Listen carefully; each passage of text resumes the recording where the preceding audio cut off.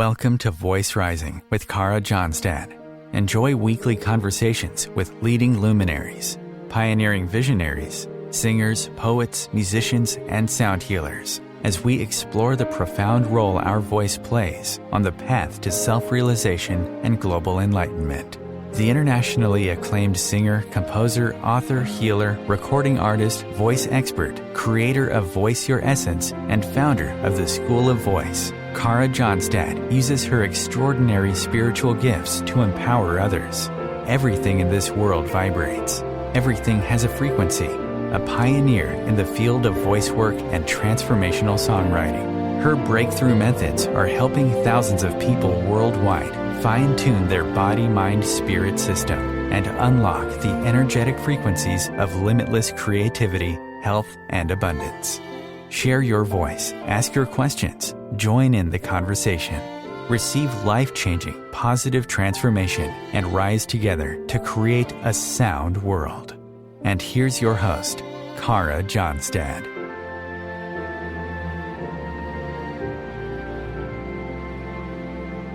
Hi there, welcome to Voice Rising. Today we're honoring the incredible life and legacy of Robert Hunter, or Bob Hunter as he was known to many.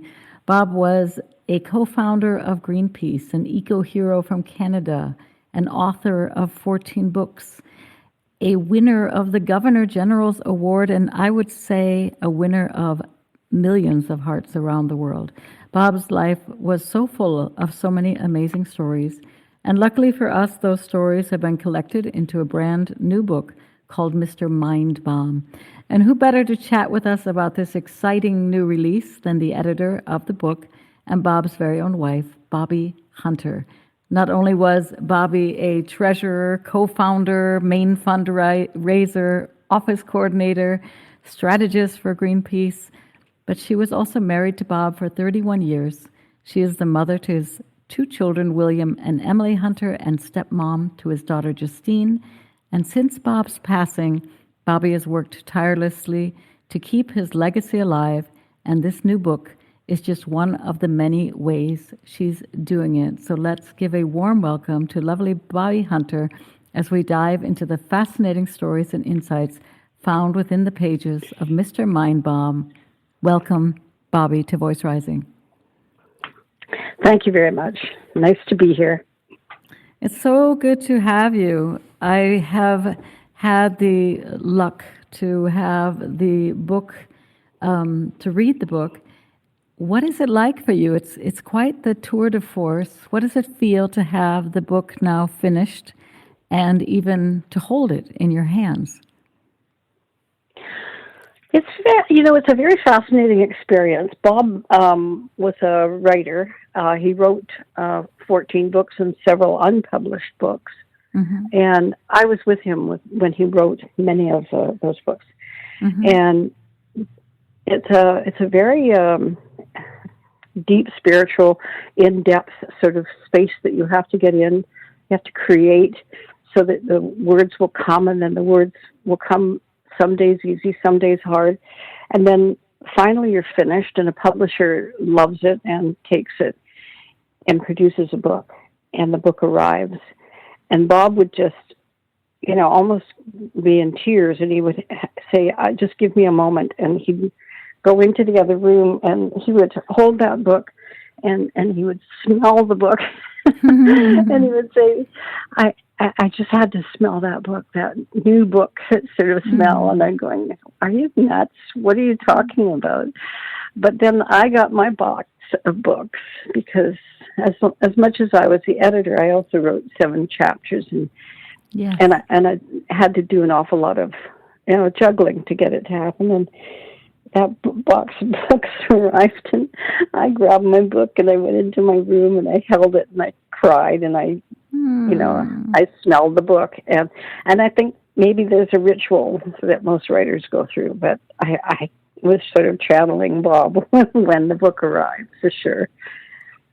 We do say that we create bodies of work, and I think that anybody who's ever created a piece of art or written a book knows it's almost like giving birth to a child. It has a spirit. It has a Yeah, it lives inside of us while we're writing, and I think long after we're writing, right? I think once it goes out into the world, it's a little bit like sending your child off to college. You still care. You still care. You still want to stay connected. Well, it really is like giving birth. I mean, I came up with this idea during COVID when we were all locked away. Our family had a chat WhatsApp line, and we would get together weekly just to keep in touch. And someone said, I think we should have a project, each of us, and share what we're doing. And as soon as he said that, I said, that was my son-in-law, I said, I know what I'm going to do. And everybody said, what? I said, I'm going to write a book. I'm going to write a book about Bob. And they all said, well, that sounds great. And then before you know it, I wrote a lovely appeal to some of the people, and I was just mind blown with the experience of the positivity of wanting to be involved, and it almost wrote itself in terms of how the word was out there and the people that I wanted in, and I knew his whole life. I knew the arc of his life. I knew the people that were still alive that could write the early years and the mid years and the later years, and it was just a beautiful process. It was, as I say, it was a joy, and it was like a true spiritual sort of feeling. And then when it was all done, and I get this book, and I reread the book, it's like a whole new experience, because I was experiencing it chapter by chapter by chapter. And then all of a sudden I'm looking at it going, wow, this is amazing. There really is a continuity. And there's a higher intellect. It was almost as if, I'm using the word again, but everybody was channeling Bob. I mean, he was a fabulous writer. And I think they were trying to write up to his standard, each and every one of them. So, it's amazing to create this piece of art. Yeah, this piece of art. Many people write that also, that being close to him was not only about environmental activism, it was a spiritual experience. He had a very strong presence, and he led with his heart and his mind, of course. But you sense that there was an intense love for the planet and love for the people that he cared for, right? I mean, I think that is very clear. And when you talk about the common thread, or when all of these, it's like a beautiful quilt that came together, all these different chapters, what unified voice would you say emerges? So what would you say is the essence of the book? I think the essence of the book, I like to think, I think it's many things in it, and many people will have different takeaways, but I mean, for me, it really is, it was the very same thing that was about Greenpeace, which was sort of the David and Goliath thing. A little guy can do a lot. Just do it, and I think that he instilled in an awful lot of his friends the sense that, follow your heart, follow your passion, and just do it. Don't just talk about it. Just get out there and do it, and it will happen. That was one of the pure lessons that Bob managed to convey to a lot of people. What I felt when I was reading it from everybody was, everybody thought Bob was their best friend. He had so many best friends. But that's how a high being, I think, is. They make everybody feel at one with them and comfortable with them, and that's what Bob did, Yeah. Talk to us about the title of the book, Bobbi. It's called Mr. Mindbomb. So what is Mindbomb for those people who might not know, and how does that relate to Bob's environmental activism? Bob was first a journalist from the time he was like in his late teens, and he taught under some of the old guard journalists. He became a highly popular journalist in the early days in Vancouver. He was the youngest person to be given a column, so he had the freedom to say what he wanted to say, and he made a platform for an awful lot of the ecological and social movements that were going on in Vancouver in the very late 60s and early 70s. I mean, it was sort of Haight-Ashbury North, and it was dubbed. And he was the voice of that younger generation. Bob realized in his long training as a journalist that what was needed in order to make media was some bold, not statement, but image. You had to have something that would really stay in people's minds. And so when he would come up with, or some of our strong group of friends that were involved in Greenpeace in the early days would come up with a creative idea, Bob would always say, well, that's a great mind bomb. Let's use that one, and he would, and let's go for it.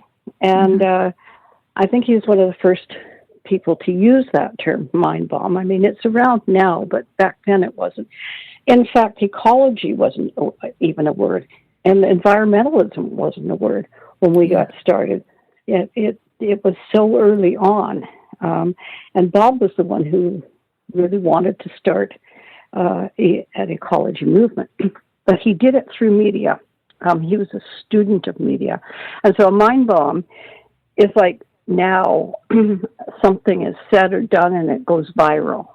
Back then, you created an image that went into the newspapers. It caught people's attention and it just filtered out and spread, far and wide and quickly.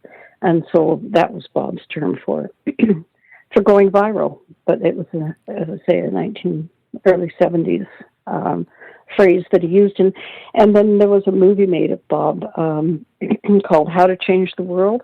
And he was, that word came out a lot in that movie.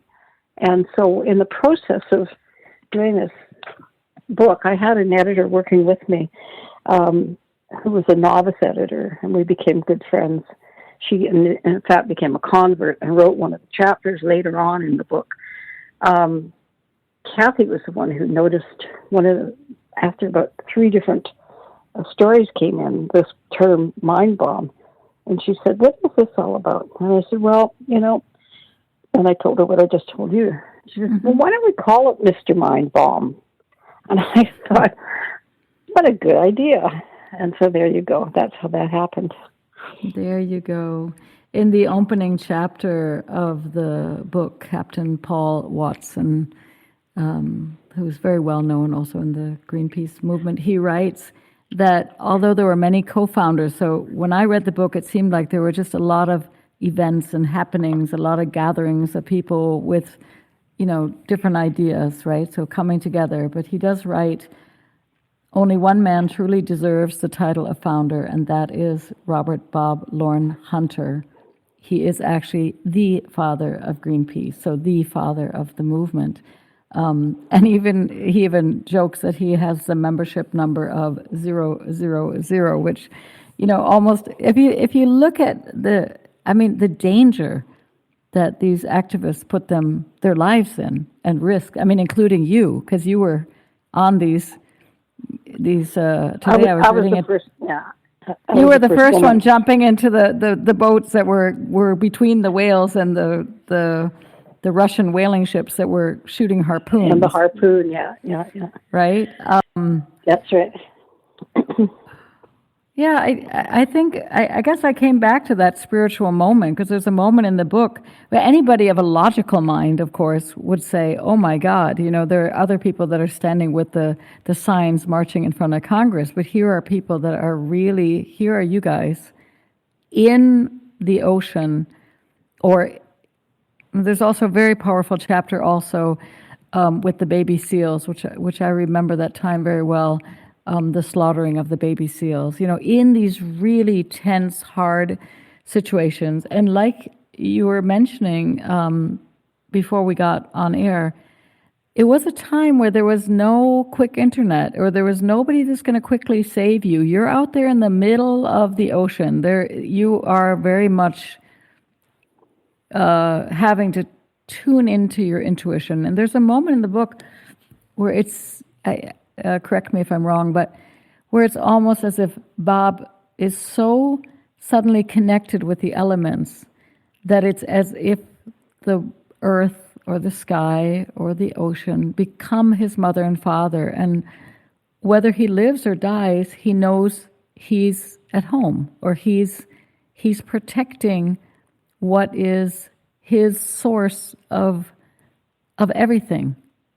Did I explain that correctly? Because it deeply moved me, because nobody else would risk in that way their life unless they had a very, very deep connection. And you all did? He had a cathartic moment on the very first expedition. And what I did when I wrote the book was I carved out all the key times and key moments and key events. And then I looked for people who could write that. One of the most important events in his life was the very first campaign, and it was an anti-nuclear testing campaign. The United States government was still doing underground nuclear testings, and they were doing it in Alaska, in Amchik, which was right on the St. Andreas fault line. It was complete insanity. And so a group of anti-nuclear activists got together, and Bob was a reporter, and he went on that very first expedition. And there was a moment in time where he had that most highly spiritual sense of being at one with nature and with the world. But it's written in such a beautiful way that I think I've never heard anyone express it so profoundly. So when I looked for a writer for the Amchik expedition, the reality was that there was only 3 people who were still alive. One of them didn't want to write it because he was always a photographer and not a writer. The other one, he couldn't write it because he wasn't well. And the other one I couldn't find. And so I'm going, well, what am I going to do? This is like the top most important event that happened in his, in his environmental odyssey of his life. And I thought, well, you know what? I'm going to let Bob write it. And so I went back and I read over and over those chapters and some other writings that he did when he was writing columns. And I found the passages. But I realized it wasn't just that he found his true mother, which is Mother Gaia. Yeah. But he also found his strength, his father figure, because his father left when he was just a child, and he was raised by a single mother, and his mother was already very, very old.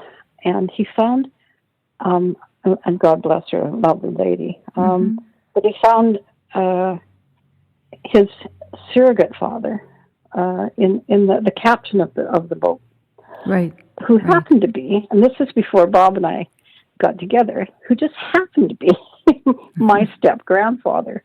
Oh, I didn't know that.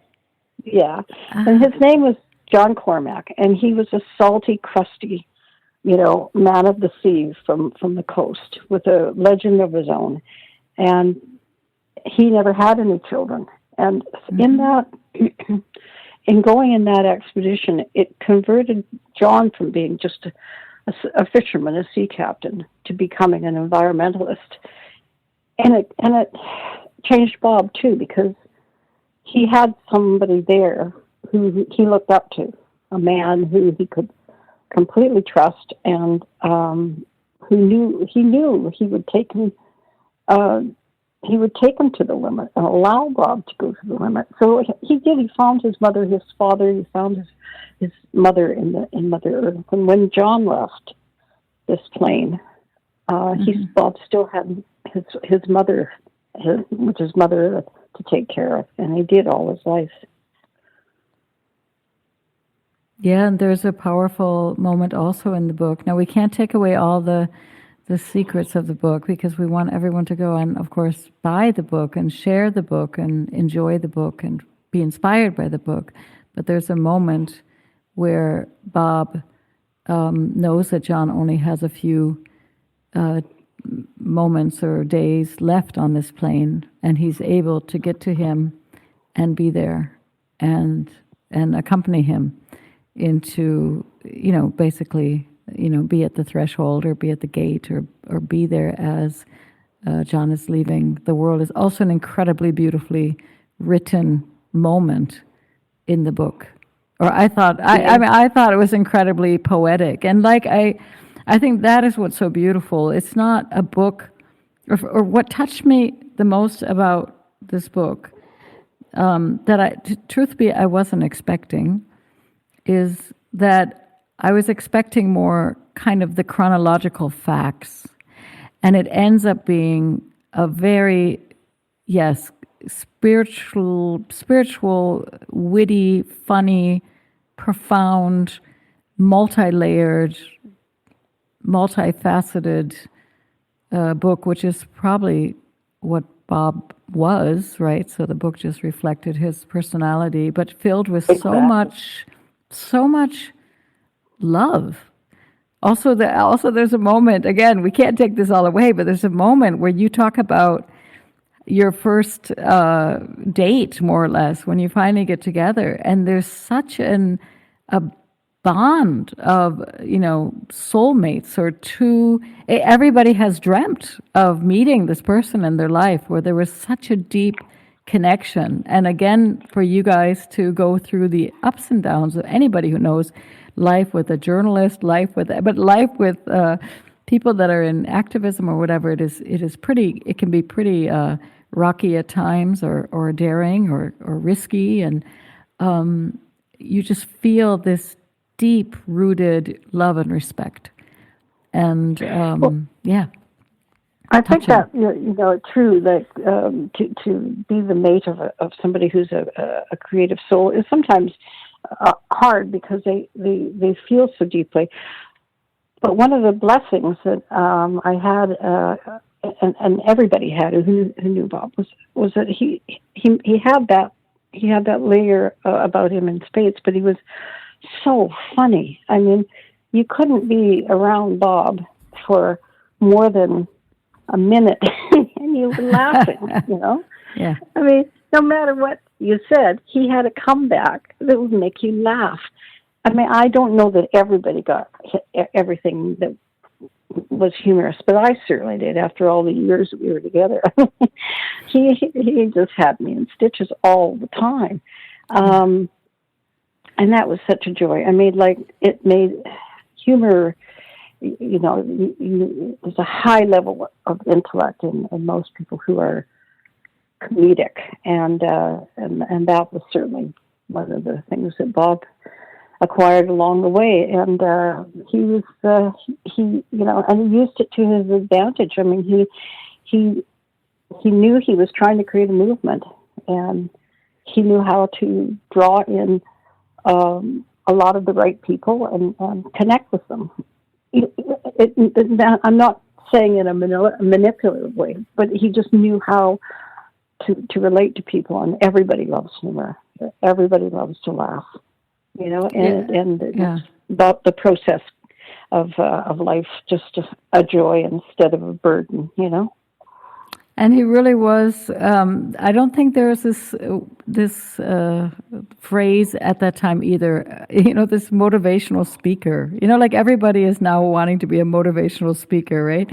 But he motivated people, and again to really risk and to believe in goodness and to believe in good things and to believe that things were possible. He was empowering people at a time when a lot a lot of, well, I mean, now the gravity of the situation is a lot worse.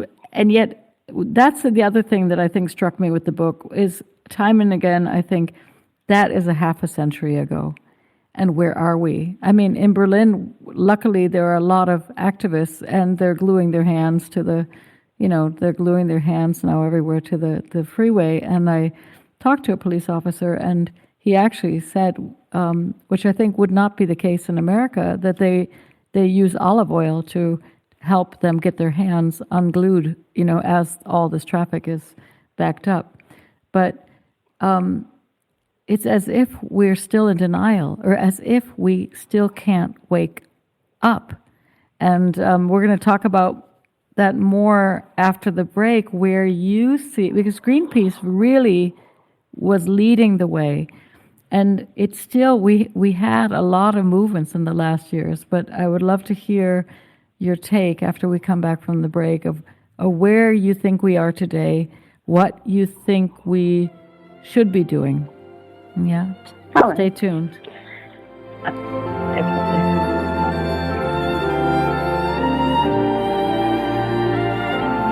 Conscious media for conscious minds. OMTimes. Ascending Hearts is no ordinary dating site, but a spiritual dating site with a purpose, to link you with your soulmate. We engineer the serendipity so you can trust that you will attune with someone that has the same matching vibration as you. Ascending Hearts, the conscious dating site for the spiritually aware. Try Ascending Hearts for free. ascendinghearts.com. With happy clients all over the world, Kara Johnstad knows that your voice is the missing link to more authenticity, abundance, creativity, and health. An internationally acclaimed voice expert, Kara's breakthrough methods have helped thousands of people successfully heal their voice wounds and extinguish the story of self-doubt and shyness forever. Join in group trainings, attend online sessions, schedule one-on-one time, and invite Kara to work with your organization and community. Get started today. Go to www.karajohnstad.com and receive a special guided meditation designed to fine-tune your inner voice and welcome you on the voice journey. This is Kathy Beal, host of Celestial Compass, featuring astrology you can use. Celestial Compass points you to what's going on in the sky and what you can do with it down here on Earth. We also explore fun, effective, and cosmic tools for navigating this adventure we call life. Join me the first and third Monday of the month at 5 p.m. Eastern Time for Celestial Compass. It's enlightening, entertaining, and empowering. Host your show on IOM-FM, the radio network of OMTimes Media, one of the more recognized brand names in the conscious community, and is backed by the extensive marketing reach of OMTimes. Hosting a show on IOM-FM immediately connects you with our extensive dedicated community. You came across someone struggling with hunger. How would you recognize them? Would you notice an 8-year-old girl who's not excited for summer break because she may not be having lunch again until September? Or a war veteran who's having a hard time landing a job and getting back on his feet? I am the 1 in 8 Americans who struggle with hunger. I am hunger in America. Hunger can be hard to recognize. Learn why at IamHungerInAmerica.org, brought to you by Feeding America and the Ad Council. Kara made reference to Paul Watson, who was the founder of Sea Shepherd and also one of the original founders of Greenpeace itself. He made mention of that. My husband, Bob Hunter, should be considered the founder of Greenpeace, and that's a little bit controversial. There's a lot of people who consider themselves co-founders, and nobody ever claimed the title founder. Bob never did. Paul is giving him that title. I would like to say in my heart of hearts, I think that I agree with Paul. And the reason that I agree with Paul is that having been there in the beginning of that movement, the movement started out with a different name. It was called the Don't Make a Wave Committee, and it was stopped the American atomic testing that was going on. Very daring expedition where they took a fish boat out to put it in harm's way near the test site. It didn't. They didn't quite get there in time.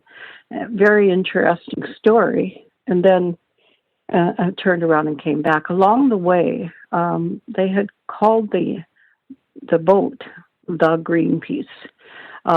It was taken from the budding green movement at the time, and the ecology movement, a combination of green and peace. A great, wonderful, symbolic name. And it wasn't until they came back from that and they all started to gather together that they realized what a huge success. I mean, the story went global, and they thought we should do something with this. And so they were just, a few dozen people getting together in somebody's living room. They decided that they would call it the Greenpeace movement. And Bob was there when that happened. They carried on from there, and they did a couple of other anti-nuclear campaigns, one down in Mururoa, actually two. And then the group was kind of tiring a little of each other. The funding wasn't there. The infighting was happening. The group was essentially falling apart. Around that time, a whale scientist, Paul Spong, came along and explained to Bob what was going on with the whales of the world. And Bob had the foresight to realize that the saving of the whales represented a whole new direction in terms of an environmental group.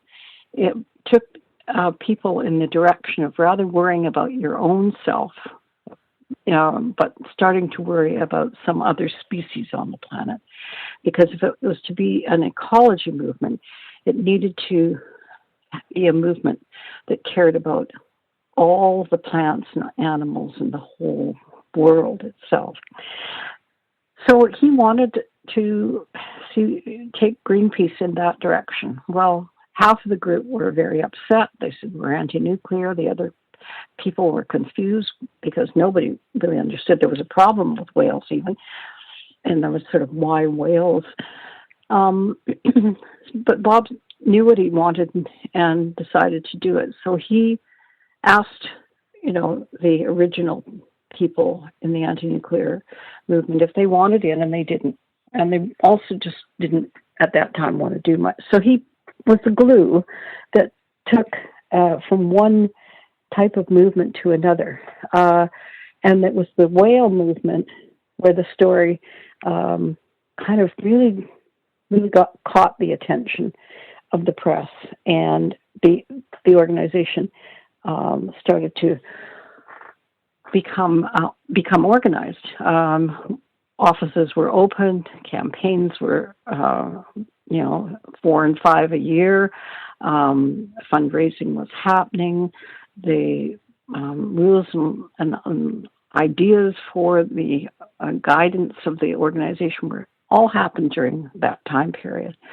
And it all happened with Bob at the helm as the president. He had the vision for these campaigns, and he had the personality to bring in the people that were needed in order for it to be a success.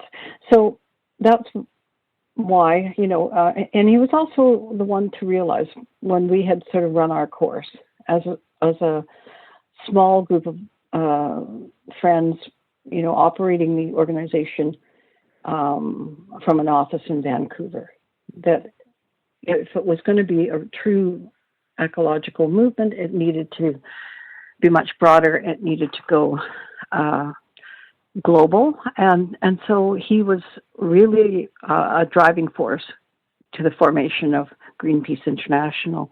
So for those reasons, that's why Paul said that in his statement at the beginning of my book, our book, there's 45 writers. I can't say mine, it was our book. And in there, Paul made that bold statement right at the beginning, and I stand behind him. I feel that Greenpeace wouldn't have existed if it hadn't been for the guidance and the appreciation for Bob's vision. So there's that. I'm back. Can you imagine that? Hi, Bobbi.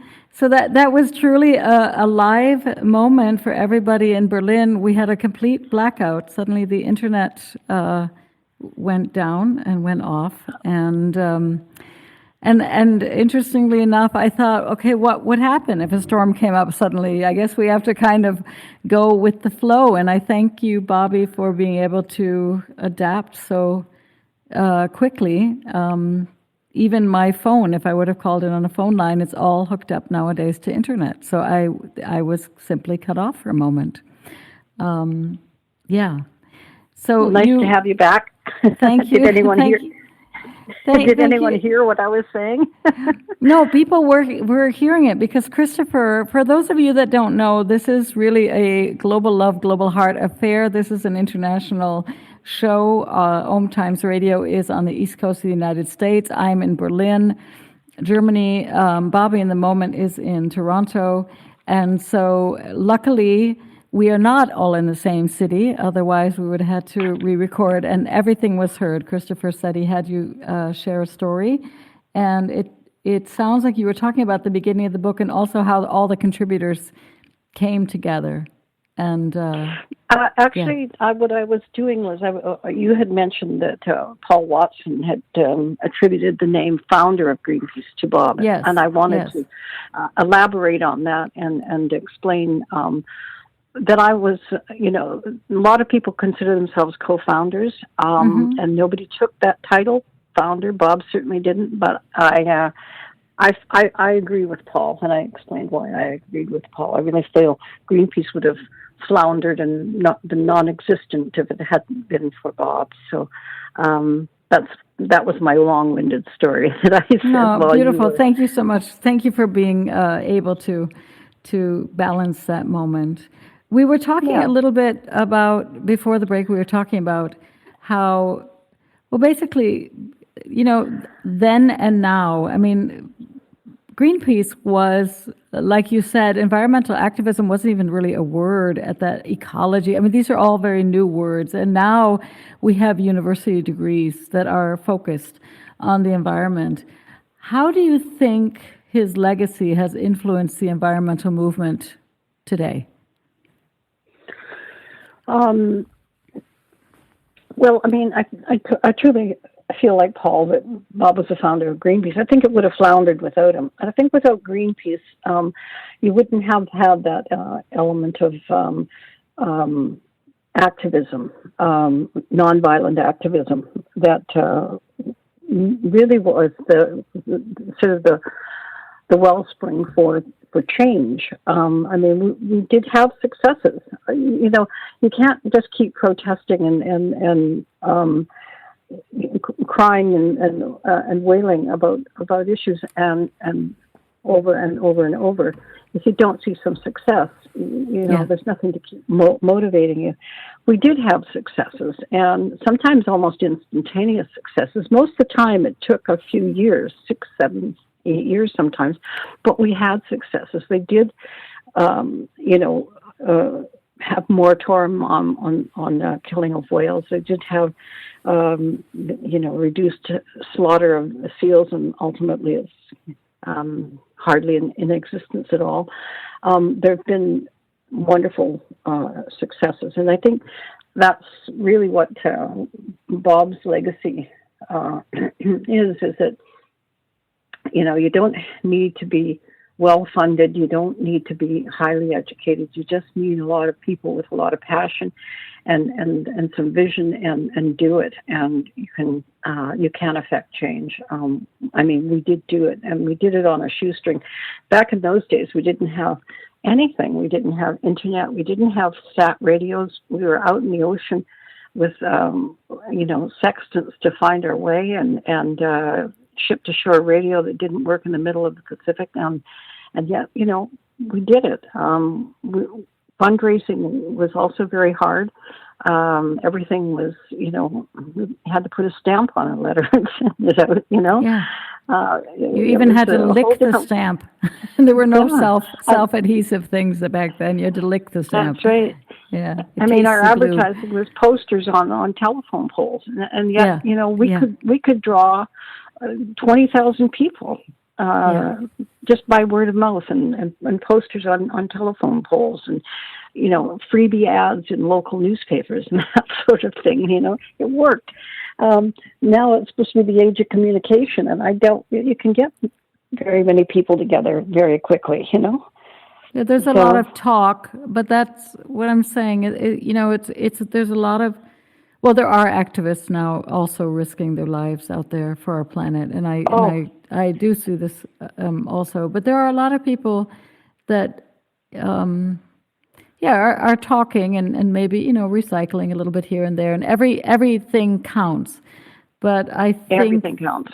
Everything does count. But I mean, what do you see as some of the most important issues facing the environment today, and how can individuals make a difference, and how can they start coming together to make a bigger difference? Well, honestly, I mean, it's getting more and more more desperate, and global warming was the thing that Bob was really on about for the last 20 years of his life. I mean, he wrote a book called 2030, and it was published, before the 2000, and he'd been studying and writing about it for 10 years before that time, and people were, talking to him like, well, global warming, that sounds kind of nice, like they had no clue at all. Well, people, you can't say that anymore. People do know, and there are wonderful groups that are taking on, disruptive actions that are really being effective, and that's the kind of model that we were using, and they're using it again, and they're using it effectively, and I'm so proud of all these people who are still doing it. I think once they start to see some success, more people want to jump on the bandwagon and do it, and so maybe it's coming late, but at least I think it's now happening again. We don't need so much talk. We need a lot of action. We need a lot of visibility, and that's what they're doing. They're very creative people. Well, I think, and I think when we look back at these last couple of years, at least that's how a lot of people that I talk to, we saw with the pandemic that if the governments want to, they can take action. They managed to shut down, lockdown, shut down, stop people from flying, make people stay in their houses. Now, that is not the kind of action that I personally enjoy, but I'm just saying there was somehow a united decision-making, meaning that if the planet was a priority or is a priority, they could also quickly say, we're going to lower the emissions, or we're going to, build more bicycle paths, or we're going to clean up the oceans and start picking up the plastic. Because there is the technology, we're going to shift to solar power and shut off the nuclear plants. Solar, right? They can do it. We saw that they're capable of also uniting when they want. And so that was not as clear for me until I saw this global, massive. Where people didn't even know if, borders were shutting and whatever. But one could go in the other direction too and say, okay, let's have borders open, and let's have. It's just a question of intent. What advice would you give? It's not even the younger generations, it can also be the grandmas of this world, right? To people that want to get more involved in environmental activism. How can they make that impact? Well, you know what? I mean, that's always been a little bit of a stickler in my mind, because I often look at environmental organizations and think about, I'm retired, I've got time, who would I want to put my, efforts with? And when I look to see what there is how much money can I give them? It's not how to do it. So I really think that at the moment, I think that what I've done in putting a book out and reaching out and trying to do more speaking and storytelling at my age is not a bad thing, to try to turn on the next generation to say, just get involved and do some activity. My little grandson, who's just going to be 4 years old, was taken out yet on Earth Day, which, by the way, was Bob's and my anniversary as well. Congratulations. It was always an interesting moment because neither one of us cared or thought about anniversaries, but we'd be doing a march, and then we'd sort of look at each other and go, oh, and by the way, happy anniversary. But anyway, there's my little Phoenix, who, by the way, he was born on the day that Bob died, of all things, and his name is Phoenix. I mean, how beautiful is that? Very beautiful. Phoenix is out there on his first Earth Day with his dad, picking up, trash with lots of other people. That's really the thing to do, is get them when they're very little and explain to them, you're really helping, making them feel proud from the beginning. And then as they get older, they're going to try to find things to do. And with a book like mine, they can see that, here's half a dozen, no more than that, 2 dozen people who really changed the world. In fact, there's a movie out about our days called How to Change the World. And we just got together and believed in ourselves and made a strategy on, we're going to save the whales, and this is how we're going to do it, and we're going to do a mind bomb, and we can, and we did, and that's all you need to do. You can't just give money to an organization. You need to get into some action. And I think, maybe that is the clue, because we are facing so much, mental illness, depression, almost a frozen fear. I mean, there are a lot of young people that even talk about, a kind of a desolation or hopelessness, because they see, of course, so many things happening. They see the wars, they see the environment, they see the climate change. And yet, when we connect with the purpose and with the action, this is what gives us the hope, right? I think that is the thing. If we just give the money and the check and continue to watch the news cycle, we get more and more absolutely disillusioned, alienated from the positive process. Actually, I threw one lovely little story at the very end. It was the girl who was a novice editor who talked the whole thing through with me. She's a beautiful artist and wonderful person.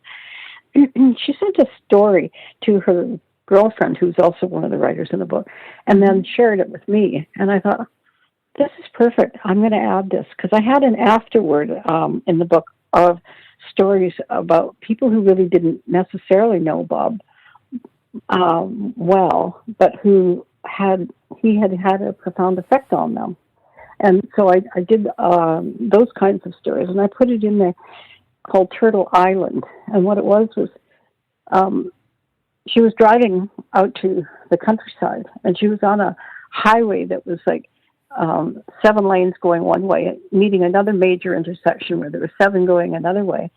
And she was at the front with her car stopped, and all of a sudden she noticed that there was this turtle trying to cross the road. And so instead of just, going, oh my God, it's going to get run over and carry on, she just jumped out of her car, stopped all the traffic. People were looking what's going on. They got out of their cars, and before you know it, there was a group of people all escorting this little turtle to the other side of the road where it could go to its mating grounds. And when they were all done, they were all hugging and shaking hands, and then jumped back in their cars and carried on their life, feeling better. And it was just one little turtle. But that's kind of a sweet thing about, well, you know, it's so easy to follow your pattern, to just do nothing and look at the disaster and just carry on. No, stop, do something. Even a little thing like saving an animal, you know, brings that feeling and will make you want to do something like that, maybe a little bit bigger the next time. Yeah, or maybe one realizes it's not just one turtle, that all of these turtles throughout the whole night are crossing, you know, not only turtles, but are crossing these massive major highways. And we need to create ways for the animals to cross, because we actually put these highways through their territory, right? Yeah. I'm luckily reading the end of Braiding Sweetgrass, which I hadn't read until now, but there's a moment also where she talks about the turtle crossings. It's really very, very touching. Yeah, I think as far as I know, also this book, I'm sure this book, but also other books. Bob is his work is also in the university, so the next generations are learning a lot from what you guys contributed to the movement. How can we honor his? Yeah, no, share. Well, I was just going to say, you know, we've talked so much this whole time about Greenpeace, but the fact of the matter was that Bob was a very complex and interesting guy. I mean, he was raised by a single mom. He was not highly educated. He educated himself. He was started to read at the age of like 5 years old. Mm-hmm. He wrote 14 books. He was a scholar. He won top awards in Canada for his book. He, was a TV personality for many years, and he turned Toronto was the biggest city in Canada. People just knew him by, they loved him. They tuned in. He had 3 different shows. Wow. He was a nature adventurer. He traveled thousands of miles paddling in canoes in all of northern Canada and wrote about the devastation of global warming on the north. Mm-hmm. He was a world traveler. He traveled to 50, 60 countries in his time. And he was a humorist. He was an amazing comedian and a great public speaker. So all of these other talents of his come out in this book, and there's stories about all of that as well. Yes, they do. And I guess I'd like to choose his words, and you've spoken them so often in the show today. To close with the words, which were, and this is a quote, so follow your heart and start walking in any direction. Change will happen. Any single person can make a difference. Just do something. You've shared these words with us a lot during this interview. What do those words mean personally to you? If you had a few words to leave with our audience, what would they be? Well, I never thought of myself as a writer. And yet, one day I said, I'm going to write a book. And so I just took a few courses on how to write. And I just started to, and I wrote what is really an anthological biography. Mm-hmm. There's no such thing. People don't even do this. It's a whole new thing. And I said, well, so what? What's wrong with new? Let's just do it, Yeah, and I put it all together. And I think when you have that attitude, things fall into place like magic. They do. Thank you, Bobbi Hunter, so much for being with us today at Voice Rising. Thank you also for weathering that little internet blackout in the middle of the show and being a true trooper, being able to go with the flow and ride the waves and do all those good things. And I wish you much success with your book. Thank you so much. Thank you ever so much. Bye-bye. Bye. Bye-bye.